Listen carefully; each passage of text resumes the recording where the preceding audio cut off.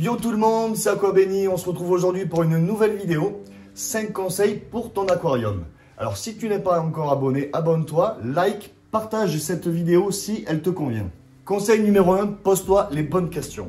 Avant toute chose, il est important de déterminer ce que tu veux dans ton aquarium. Afin de savoir qu'est-ce qui convient, pose-toi les bonnes questions. Qui va s'en occuper? Toi, ta femme, tes enfants? Quel but l'aquarium? Décoratif, pédagogique, ludique?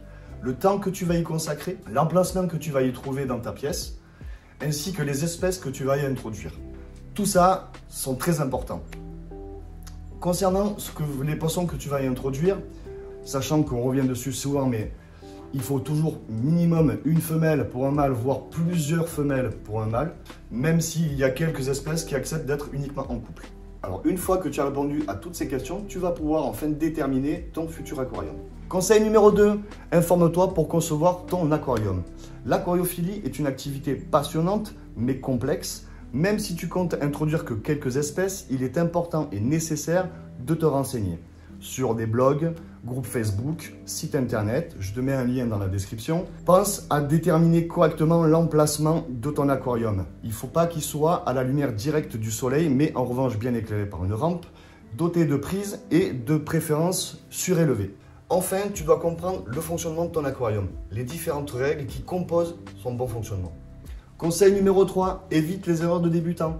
Parce que l'aquariophilie est un long processus, tu feras certainement des erreurs. Alors, afin d'en éviter au maximum, je te conseille déjà, par rapport à tes équipements, de bien te renseigner. Car bien souvent, les packs complets ou promotions ne sont pas forcément de bonne qualité, pas adaptés ou voire même il manque des choses dedans.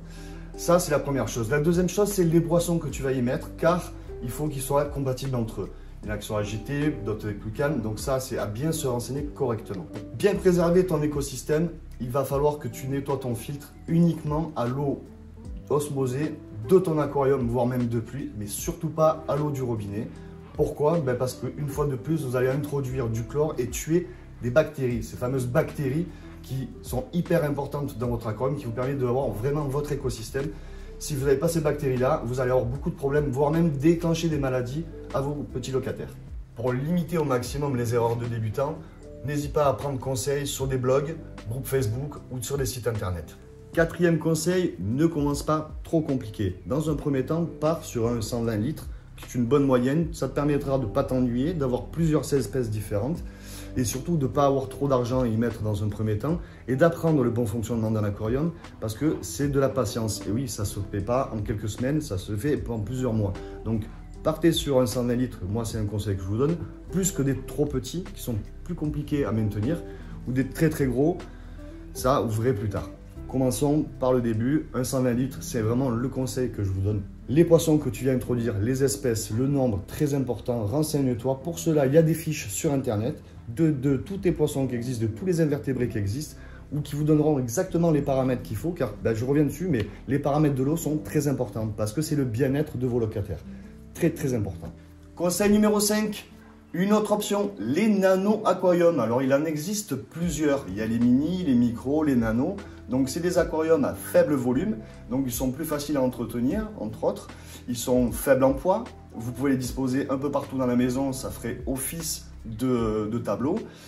Ils sont aussi pas chers. Le matériel qui est utilisé pour les nanos généralement est très esthétique et très discret. Voilà, par contre, une fois de plus, les poissons que vous allez introduire ou les invertébrés, il faut une fois de plus se renseigner correctement parce que c'est un nano, parce qu'il y a un faible volume.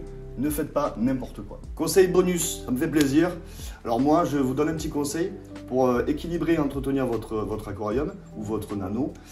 Utilisez des petits poissons style Ancitrus, Coridora, entre autres, ou barbu. Ça vous permettra d'avoir un entretien correct. Vous pouvez aussi introduire des escargots, des algophores ou des détritivores. Ça vous permettra d'avoir vraiment un écosystème et des poissons qui travaillent pour vous. C'est fini pour aujourd'hui. J'espère que cette vidéo t'aura plu et t'aura aidé. Si c'est le cas, n'hésite pas à liker et à t'abonner. Ainsi que si le contenu te plaît, partage-le. On se retrouve donc mercredi prochain 16 h pour une nouvelle vidéo.